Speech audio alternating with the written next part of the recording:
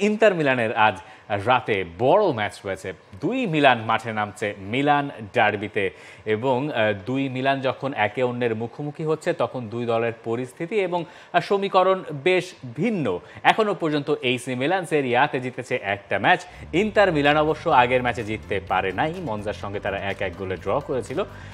Inter মিলানের এই সিজনটাকে যদি আপনি দেখেন, দুটো ম্যাচে ড্র। চ্যাম্পিয়ন্স লিগে তাদের খুব ভালো দেখেছি আমরা, কিন্তু এইসি মিলানের সঙ্গে কম্পেয়ার করলে পরে ইন্টার মিলানকে অনেক এগিয়ে রাখতে হচ্ছে না? ইন্টার মিলানকে আপনাকে এইসি মিলানের চাইতে অন্তত আপনি 3 সিজনের হিসাব যদি করেন যোজন এগিয়ে রাখতে হবে।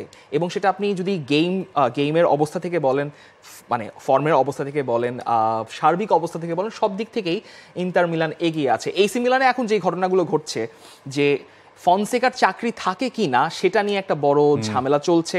এবং তাদের যে সিনিয়র অ্যাডভাইজার রেডবার্ড ক্যাপিটালের জলাতান ইব্রাহিমোভিচ, তিনি মোটামুটি তো নিজেকে বস দাবি করে বসে আছেন যে তিনিই হচ্ছেন এসি মিলানের বস, ফনসেকা কেউ না। ফনসেকাকে বাদ দিয়ে তিনি টিমের প্লেয়ারদের সঙ্গে মিটিং করে বেড়ান, মালিক পক্ষের সঙ্গে কথা বলেন। আবার যখন তাকে জিজ্ঞেস করা হয় মালিক পক্ষ এই ব্যাপারে বিরক্ত কিনে, তিনি বলেন আমি বস, আমি যখন কথা বলবো তখন সবাই শুনবে। লাইক খুবই অদ্ভুত একটা সিচুয়েশন। শুনি যে কি বলেন ভদ্রলোক, তার কথাটা আমরা এবার একটু শুনি। পাওলো ফনসেকা, যিনি এইসি মিলানের কোচ। এখন এমনই ফুরফুরে মনে থাকবে সবাই। বসুন্ধরা টয়লেট্রিজ, ফুরফুরে মন সারাক্ষণ। তিনি ম্যাচের আগে অবশ্য এসব বিষয়ে কান দিচ্ছেন না। সত্যি আমি এসবে কান দিচ্ছি না। আমার দল আর ইন্টারের সঙ্গে ম্যাচটাই আমার কাছে বেশি গুরুত্বপূর্ণ। আমার বয়স 51, মিডিয়া যা বলে বেড়াচ্ছে সেসবে কান না দিলে তো আমি নিজের কাজ করতে পারবো না। সেসবে কান দিলে তো আমরা নিজের কাজ করতে পারবো না। আমি আমার নিজের কাজেই মনোযোগ দিচ্ছি। ভালো কথা, আপনি আপনার কাছে মনোযোগ দেন, আমরাও আমার কাছে মনোযোগ দিই।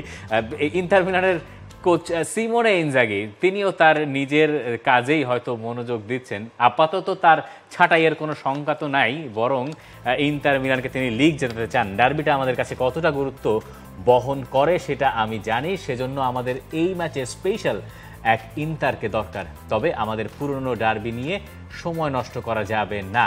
স্মৃতি রোমন্থন আমাদের 3 পয়েন্ট দেবে না। আমরা বেশ শক্তপোক্ত দারুণ এক দলের বিপক্ষে খেলতে যাচ্ছি, আমাদের প্রস্তুত থাকতে হবে। মিলান ডার্বি সবসময় একটা স্পেশাল ম্যাচ, কিন্তু সমস্যা হচ্ছে ইন্টার মিলান লাস্ট কয়েকটা ম্যাচ মিলে, যদি আপনি শেষ 5টা ম্যাচও চিন্তা করেন সেরিয়াতে, মিলানকে প্রত্যেকবারই টপ করেছে। এবং সবচেয়ে বড় আতে ঘা সেটা হচ্ছে লাস্ট যেই ডার্বি দেলা মাদোনিনা হলো, সেটাতে ইন্টার মিলান জিতলো তো জিতলোই, সেই সঙ্গে সেরিয়া জেতাটাও নিশ্চিত করলো সেই ম্যাচটা। এবং এমন একটা টাইটেল যেটা তারা, মানে তাদের রেকর্ড গড়া টাইটেলটা জিতলো তারা এসি মিলানকে হারিয়ে, সেই ক্ষতটা থাকারই কথা, তাই না? ডেফিনেটলি খুব একটা ক্ষত কিন্তু যার পর একটা স্টার লেগে গেছে, ইন্টার মিলান এক্সট্রা স্টার চলে আসছে ওখান থেকে। তো এই মিলান ডার্বিটা আর কিছু না হোক, একটা আলাদা উন্মাদনা আপনাকে উপহার দেবে। এবং বিশ্বে যে কটা ডার্বি আছে তার ভেতরে মিলান ডার্বি তো উপরের দিকেই থাকবে। প্রেডিকশন ইন্টার মিলান এবং ফনসেকার চাকরি চলেও যেতে পারে যাওয়ার। আচ্ছা না, আমরা সেদিকে না যাই, আমরা চাই না কারো চাকরি আসলে শেষ পর্যন্ত। দেখা যাক ফনসেকার রিপ্লেসমেন্ট হয়ে আসতে পারেন কে।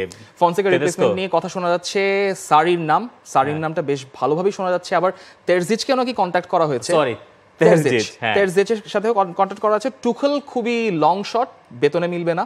তবে সারি হতে পারেন, সারি যেহেতু বসে আছেন। তবে যেটাই বললেন যে আসলে কারো চাকরি যাওয়া নিয়ে কথা বলাটাও বেশ বাজে ব্যাপার আর কি।